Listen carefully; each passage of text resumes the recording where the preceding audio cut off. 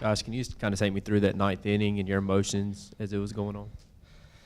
I got to make pitches for sure, especially when I got bases loaded, no outs.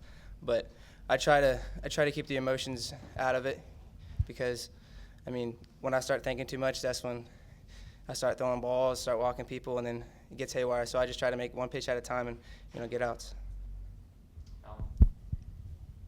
You mentioned Friday. You said you were pissed when you walked that guy. What was it like when you saw those bases get loaded, kind of like off what he said, or did you have to keep those emotions in check? How was that? I get more mad at myself when I walk somebody than I do when I give up a hit like that. And those are good bunts. I had the first one to first base, that was tough. I got to barehand that ball, and even if I field it, I got to make a good play and turn around and throw it. So, they're good bunts. You got to tip your hat to those.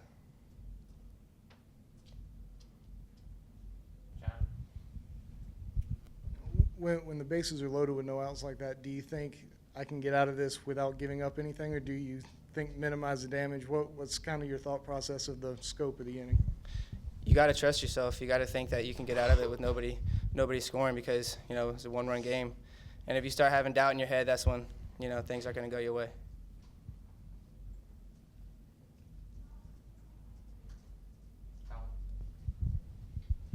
Mark, it seemed like the entire series was kind of back and forth, especially today with them going up and then you guys battling back. What was the vibe like in the dugout during the game?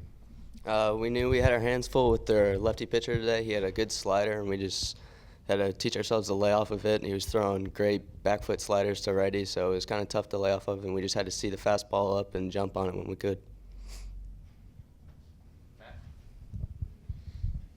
Marcus, what can a few wins like this do for the confidence of a team where you guys are able to pull out several close wins in a row? It gives us a little swagger when we walk into the ballparks now.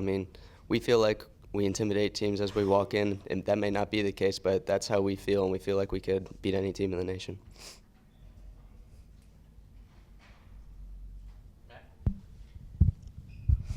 And just talk about kind of carrying that over some, playing North Carolina on Tuesday and getting ready for that matchup.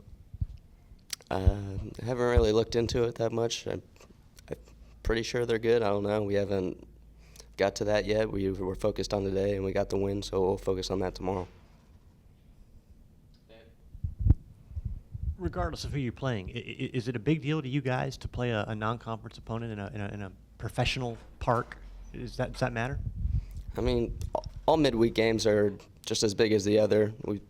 Most of our midweek away games are at professional ballparks anyway, so it's just another midweek game.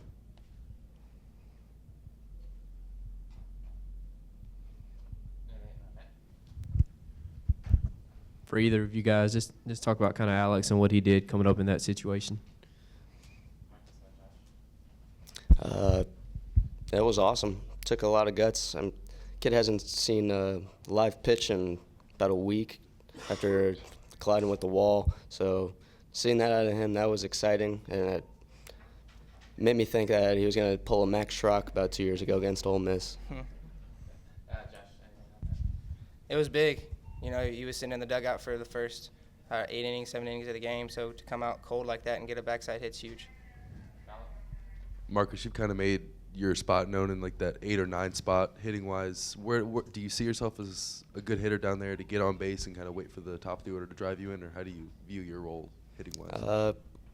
It is comfy down there, but the 1, 2, or 9 hole, that's mainly where I see myself. I see a lot of pitches. I make contact with the ball, so those are the spots for me. I do not care whatever spot I'm in.